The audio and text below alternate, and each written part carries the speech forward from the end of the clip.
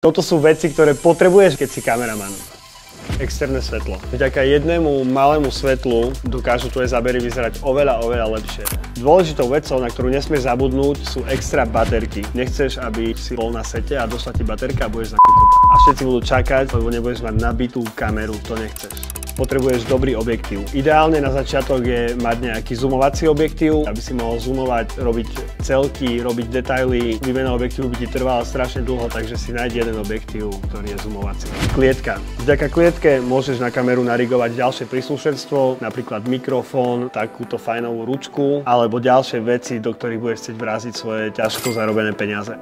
Aby tvoje zábery neboli úplne roztrasené, lebo trasú sa ti ruky a nevieš točiť dobre z ruky, stabilizátor. Napríklad takýto Ronin, alebo rôzne iné značky, ktoré ti umožňujú mať smooth footage. A posledná vec, dymostroj, lebo s dymom vyzerá všetko lepšie.